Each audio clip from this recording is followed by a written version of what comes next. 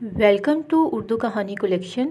आज की मेरी कहानी लड़कियों के लिए सबक आमूज़ कहानी है। कहानी शुरू करते हैं, लेकिन उससे पहले अगर आपने चैनल को अब तक सब्सक्राइब नहीं किया तो चैनल को सब्सक्राइब और कहानी ख़त्म होने पर कमेंट सेक्शन में अपनी राय का इजहार ज़रूर करें। भाई बैठक में इम्तहान की तैयारी कर रहे थे कि पड़ोस की लड़की हमारे लिए कुछ लेकर आई। घर वाले सभी कहीं गए हुए थे। वो सीधी बैठक में चली गई और रुमाल से ढकी प्लेट साहिर भाई के सामने रख दी। उन्होंने कुछ पूछना चाहा तो वो कुछ ना बोली। बस फीकी सी मुस्कुराहट इसके लबों पर आई और मिट गई। इसके मुस्कुराने का अंदाज अजीब था। चेहरे पर मजबूरी की छाप थी। भाई ने समझ लिया कि ये इन लोगों में से है जो असली कम नसीब कहलाते हैं। उन्होंने मुझसे पूछा तो मैंने बताया कि इसका नाम राहीला है। ये यतीम है। इसके सगे माँ बाप मर चुके हैं और अब सौतेली माँ के बुरे सलूक ने इसे पोर पोर जख्मी कर डाला है। डरी सहमी राहीला अपनी अदा के न जाने कौन से रंग मेरे भाई पर फेंक गई कि वो इसके धुंधले नकूश को जहन से ना मिटा सका। बाप जब तक जिंदा था इस लड़की की कुछ न कुछ अहमियत थी। 4 बरस कबल वो भी अल्लाह को प्यारा हो गया। इस वजह से घर में इसे और भी ज़्यादा गैर अहम करार दे दिया गया। सौतेली माँ के 4 छोटे छोटे बच्चे थे जिनकी देखभाल के लिए इसने राहीला को एक नौकरानी की सी हैसियत दे रखी थी, वरना कब का मरहूम शोहर के किसी रिश्तेदार के यहाँ फेंक देती।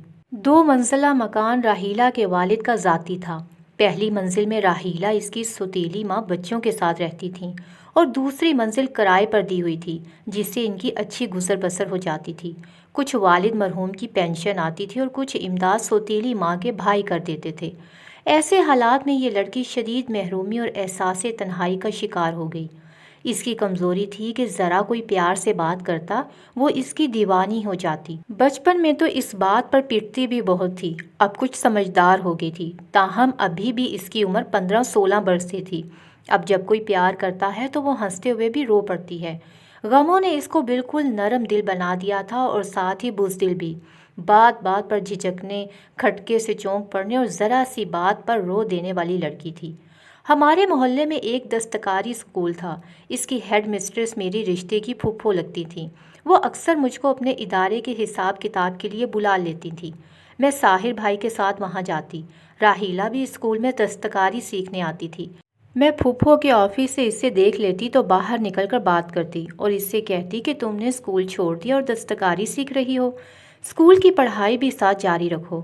आपा अम्मी ने स्कूल से हटा लिया है और खुद से पढ़ाई नहीं कर सकती। कोई पढ़ाने वाला भी तो हो। अम्मी तो सारा दिन काम पर लगाए रखती हैं, दिन को नहीं पढ़ सकती। मेरी फूफो राहीला को अच्छी तरह जानती थी। उन्होंने कहा कि मैं 2 घंटे क्लास में यहाँ बिठाकर पढ़ाई के लिए फ्री कर सकती हूँ, बशर्ते कि तुम 2-3 घंटे यहाँ आकर इसे पढ़ा दो। बड़ी नेकी होगी अगर तुम इसे प्राइवेट मैट्रिक की तैयारी करा दोगी। घर से वक्त निकालना मुश्किल था, फिर भी मैंने हामी भर ली और दस्तकारी स्कूल जाकर राहीला को 2 घंटे पढ़ाने लगी, ये सोच करके शायद पढ़ाई कभी इसको ज़िंदगी में काम आ जाएगी। राहीला की सौतेली माँ इसको इसलिए सिखा रही थी कि इनके बच्चों को कपड़े सीने के लिए एक मुफ्त की दर्जन मिल जाएगी। इस तरह हम एक दूसरे के बहुत नज़दीक आ गए। मेरी मोहब्बत और एतबार पाकर इसमें काफ़ी तब्दीलियाँ आ रही थीं। अब वो ज़रा हिम्मत से बात कर लेती थी। झिझक भी कम हो गई थी, जो पहले इसको किसी से मुखातिब करने से रोकती थी। मैंने 2 माह तक इसे पढ़ाया, फिर दस्तकारी स्कूल जाना मेरे लिए मुश्किल हो गया। इधर अम्मी घर का काम अकेले ना कर सकती थी और आपा तो अपने घर बार की थीं। मैंने दस्तकारी सीखी हुई थी। राहीला की सौतीली माँ ये जानती थी। तभी मैंने आंटी से कहा कि आप इसको शाम को थोड़ी देर मेरे पास भेज दिया करें, मैं इसको इतनी दस्तकारी और सिखा दूंगी, यूँ वो डिप्लोमा में कोई अच्छा दर्जा हासिल कर लेगी। उन्होंने कुछ सोचा और फिर कहा ठीक है कि तुम इसको कटिंग अच्छी तरह सिखा दो ताकि इसका हाथ साफ हो जाए। मैंने शुक्र किया कि उन्होंने मना नहीं किया था। हमारे घर साथ साथ थे और हमारी बैठक इनके घर से मिली हुई थी। इसका एक दरवाज़ा गली में खुलता था, जैसे हमारी बैठक का दरवाज़ा गली में खुलता था। इसके साथ इनकी भी बैठक ही थी, जिसको उन्होंने कमरे में तब्दील किया हुआ था, और ये कमरा इसकी माँ ने राहीला को दिया था क्योंकि ये घर के सब कमरों से छोटा था। पहले तो राहीला घर आकर मुझसे पढ़ती, बाद में जब मैं काम से फारिग ना होती तब साहिर भाई से कहती कि आप इसको पढ़ा दो। भाई इसको बैठक में पढ़ाते थे, क्योंकि पढ़ने लिखने के लिए बैठक भी भाई को ही मिली हुई थी। اب یہ ہمارا معمول بن گیا کہ جب والد صاحب آبائی گاؤں چلے جاتے، راحیلہ بھائی سے ہی پڑھتی تھی۔ مجھے نہیں خبر کب دونوں ایک دوسرے کے نزدیک آ گئے کہ اب آدھی رات کو اپنے کمرے کا گلی والا دروازہ کھول کر وہ ہماری بیٹھک میں آ جاتی۔ اس نے دستکاری اسکول بھی خیر آباد کہہ دیا تھا، اس کا بھی کورس مکمل ہو گیا تھا۔ جس رات راحیلہ کو آنا ہوتا وہ شام کو ہی کھڑکی سے اشارہ کر دیتی تھی۔ ساحر بھائی کے امتحان ہو چکے تھے، رزلٹ بھی آیا تو ان کو ملازمت مل گئی۔ شام کو دفتر سے لوٹے تو راحیلہ کو کھڑکی میں دیکھا۔ اس نے بھائی کو اشارہ کیا۔ اس کے پیچھے اس کی چچا زاد کھڑکی میں کھڑی تھی، جس نے دونوں کو ایک دوسرے کو اشارہ کرتے دیکھ لیا تھا۔ دوسرے روز وہ عورت ہمارے گھر آئی اور میری والدہ کو سارا ماجرا کہہ دیا۔ بھائی جب دفتر سے آئے تو امی ان پر برس پڑیں۔ ساحر آخر تم چاہتے کیا ہو؟ جانتے ہو کہ راحیلہ ایک یتیم لڑکی ہے اور بہت دکھی ہے، پہلے ہی اس کے گھر میں اس کے لیے کوئی جگہ نہیں ہے۔ خدا کے لیے اس خطرناک کھیل سے باز آ جاؤ۔ اگر اس کی چچا زاد بہن نے اس کی سوتیلی ماں سے شکایت کر دی تو راحیلہ کے لیے زندگی بہت مشکل ہو جائے گی۔ وہ ظالم عورت اس بیچاری کو کھڑے کھڑے گھر سے نکال دے گی، پھر بتاؤ اس کا کہاں ٹھکانہ ہوگا؟ تم اس سے شادی نہیں کر سکتے، تمہاری منگنی ہو چکی ہے۔ تمہارے ابا تمہارے ٹکڑے کر دیں گے مگر یہ منگنی نہیں ٹوٹ سکتی۔ اب بتاؤ کہ تم چاہتے کیا ہو؟ ماں کا لمبا چوڑا لیکچر سن کر بھائی جھنجھلا گئے۔ حالانکہ وہ سچ کہہ رہی تھی، لیکن بھائی کا دل خود بہت راحیلہ کی طرف تھا۔ امی کے سامنے تو انہوں نے اپنے قصور سے انکار کر دیا اور کہہ دیا کہ اس عورت سے پوچھو کہ کیا اس نے ہمیں باتیں کرتے دیکھا ہے، پھر کیوں وہ ہم پر بہتان لگا رہی ہے۔ بھائی کو امی نے دھمکایا کہ باز آ جاؤ ورنہ میں تمہارے والد سے کہہ دوں گی، مگر ساحر بھیا بھی اپنی بات پر ڈٹے رہے۔ راحیلہ کی چچا زاد بہن جو شادی شدہ تھی اور چچی کے پاس 2-3 روز کے لیے آئی تھی، اس نے امی کو تو خبردار کیا مگر اپنی چچی کو کچھ نہ بتایا۔ وہ جانتی تھی کہ سوتیلی ماں راحیلہ کا کیا حشر کرے گی۔ وہ اپنے گھر چلی گئی۔ ساحر نے اس تنبیہ سے کوئی اثر نہ لیا۔ وہ بدستور کھڑکی کے سامنے کتاب کھول کر بیٹھا رہتا اور اس کی اوٹ سے دیکھتا رہتا۔ اس نے راحیلہ کو پہلے ہی بتا دیا تھا کہ میں تم کو پڑھا سکتا ہوں، تمہارا مستقبل سنوارنے میں تمہاری مدد کر سکتا ہوں، تمہیں پیار دے سکتا ہوں مگر شادی نہیں کر سکتا۔ اس پر بھی راحیلہ کے پیار میں کمی نہ ہوئی۔ دراصل وہ محبت کی بھوکی تھی۔ ساحر بھائی کیا، کوئی بھی اس کی غمگساری کرتا تو اس کا دامن تھام لیتی۔ وہ متواتر رات کو بھائی کی بیٹھک میں آتی رہی۔ ایک رات وہ حسب معمول بھائی کی کھڑکی کے پاس آئی تو اس کی ماں نے اسے دیکھ لیا اور میرے بھائی کو نہیں دیکھا۔ وہ اپنے بستر پر لیٹے رہے کیونکہ ساتھ والی چارپائی پر اس رات گرمی کی وجہ سے ابا جی لیٹے ہوئے تھے۔ بھائی نے ہاتھ کے اشارے سے اسے واپس جانے کو کہا۔ وہ مڑی، اپنے پیچھے ماں کو دیکھا اور واپس گھر چلی گئی۔ رات کو ماں نے اسے نہ جانے کیا کیا باتیں سنائیں۔ صبح وہ پھر کھڑکی میں آئی۔ اس کی ماں سو رہی تھی۔ ابا جی بیٹھک سے گھر میں آ گئے تھے۔ راحیلہ نے ساحر کو بتایا کہ ماں آج ہمارے رشتہ داروں کو بلانے جائے گی، نہ جانے کیا ہنگامہ ہونے والا ہے، تم جلدی بندوبست کرو ورنہ میں مر جاؤں گی۔ بھائی نے اسے محض تسلی دی۔ دوسرے دن اس کے گھر میں بہت شور شرابہ ہوا۔ میرے والد صبح ہی گاؤں روانہ ہو گئے تھے، اس لیے بات میرے والد تک نہ پہنچی۔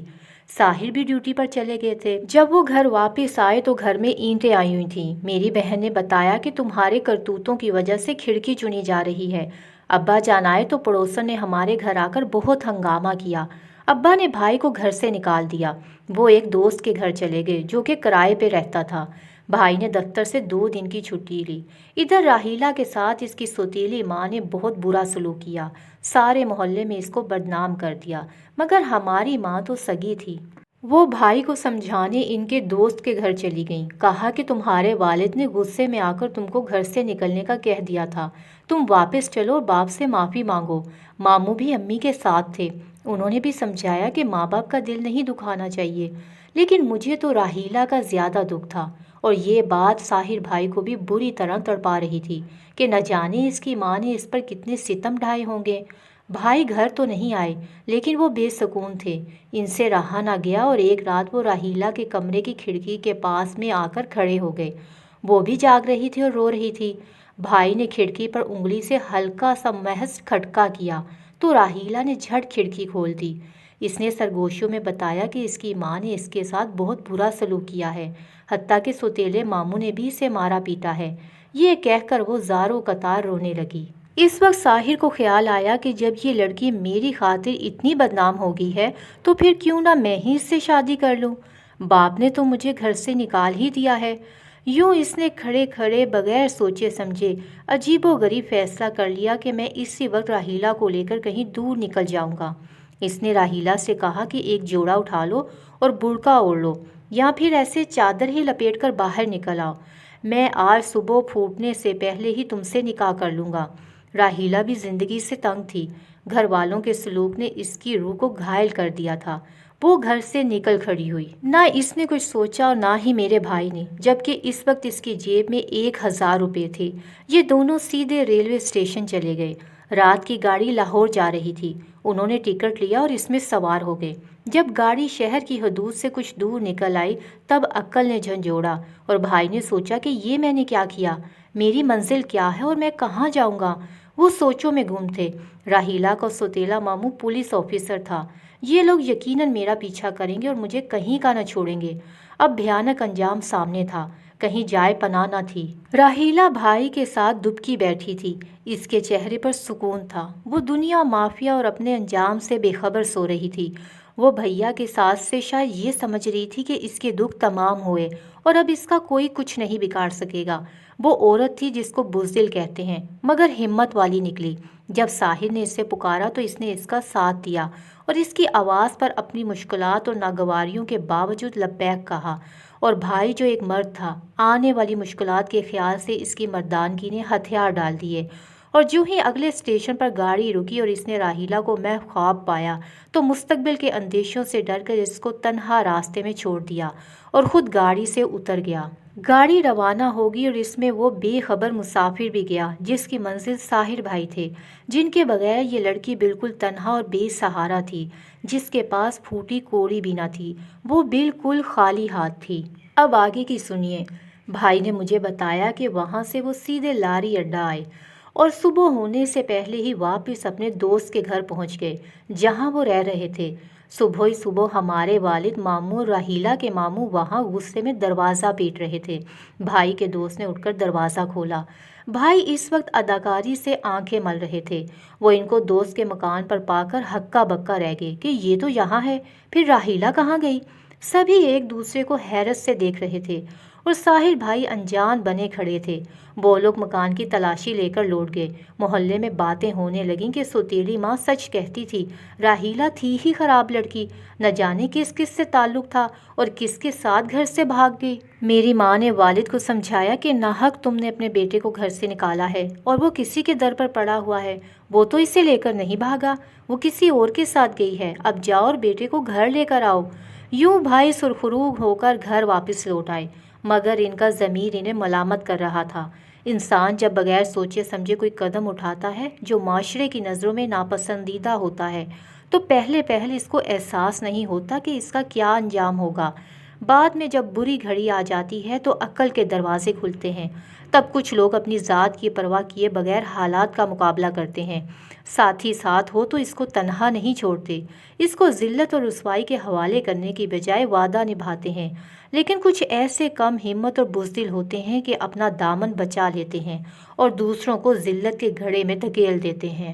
ساحر بھائی بھی بزدل تھے، برے وقت کے ساتھی نہ تھے، تبھی تو ایک معصوم لڑکی جو اپنے گھر کے حالات اور سوتیلی ماں کے ظلم سے تنگ آ کر ان کے کہنے پر گھر سے نکلی تھی، پھر کبھی اس کو باپ کی چھت تلے لوٹ آنا نصیب نہ ہو سکا۔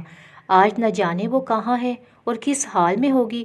جب یہ سوچتی ہوں تو دل میں درد سا ہونے لگتا ہے۔ میرا بھائی بے شک اس معصوم لڑکی کو بھول گیا ہو، مگر میں راحیلہ کو آج تک نہیں بھول سکی۔ میں کیسے اسے بھلاؤں؟